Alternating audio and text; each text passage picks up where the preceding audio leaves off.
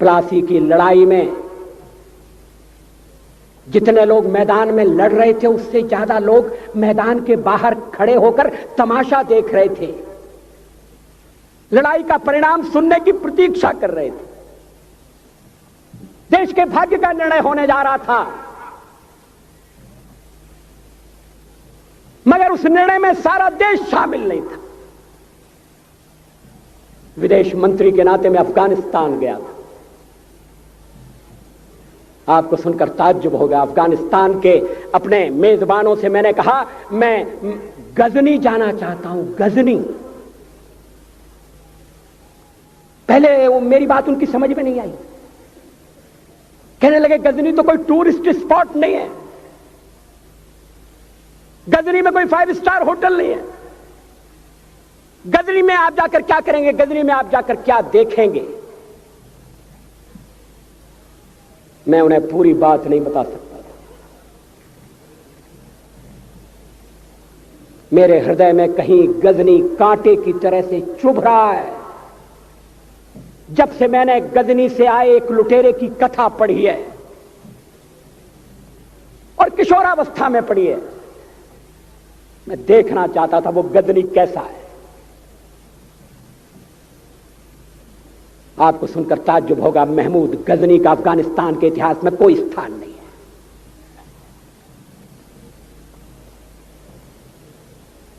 गजनी छोटी सी जगह है, छोटा सा गांव है।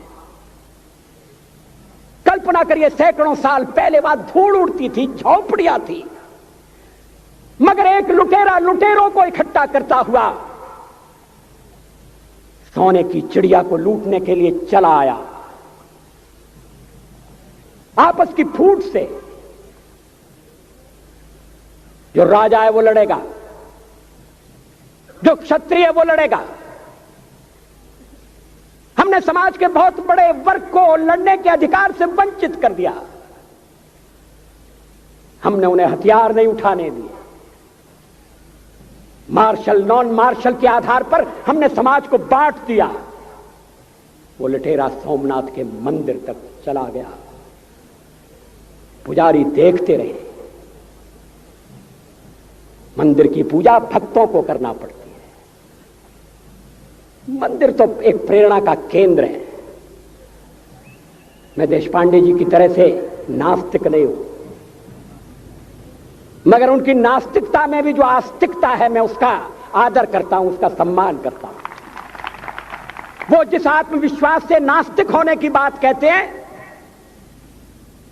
तो मैं उनसे कहना चाहता हूं वो सचमुच में नास्तिक नहीं है। जिसकी आस्तिकता है, जिसका विश्वास है, वो नास्तिक कैसे हो सकता है? विश्वास किसमें है यह बड़ी बात नहीं है, विश्वास है या नहीं। हमने समाज के बहुत से बड़े वर्ग को विश्वासहीन बना दिया।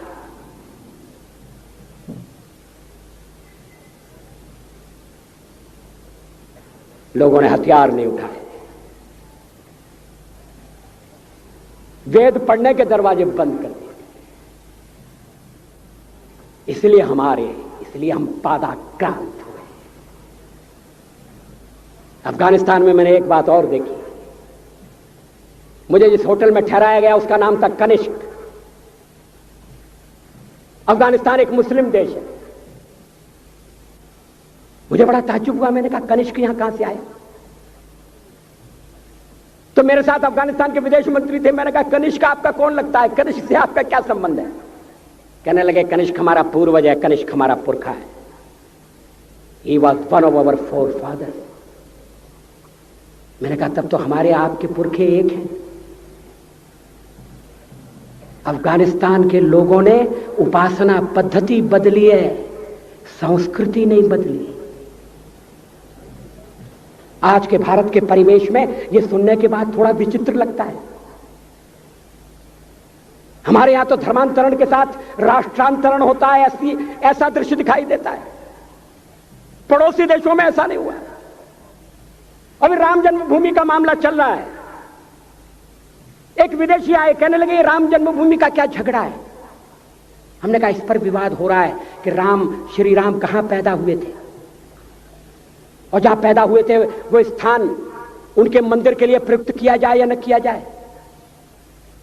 वो इंडोनेशिया से आई थी, वो मुसलमान है। कहने लगे हम तो समझते थे कि राम के लिए सारे भारत में आदर होगा, सम्मान होगा। हमने कहा ये आपने कैसे समझा? कहने लगे आप तो इंडोनेशिया आ चुके हैं, इंडोनेशिया में बहुत से लोगों ने इस्लाम स्वीकार कर लिया, मगर श्री राम को विस्मृत नहीं किया, श्री राम को भुलाया नहीं। इंडोनेशिया के बाली द्वीप में 1 महीने रामायण की लीला होती है। मैं उस समारोह में जा चुका हूं।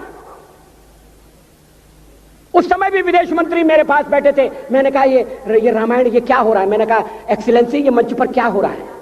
कहने लगे एक्सीलेंसी आपको पता होना चाहिए। हमने कहा मुझे तो पता है मगर मैं जानना चाहता हूं। कहने लगे ये रामायण है, ये राम है, ये लक्ष्मण है, ये सीता है। हमने कहा इनसे आपका क्या संबंध है?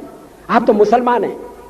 कहने लगे हमारा संबंध बहुत पुराना है, हमारा तब का संबंध है जब हम मुसलमान नहीं हुए थे। थाईलैंड की राजधानी अयोध्या कही जाती है। थाईलैंड के राजा को आज भी राम कहा जाता है। सावरकर जी ने हिंदू राष्ट्र की बात की, हिम्मत के साथ। बुनियादी तौर पर भारत हिंदू राष्ट्र है।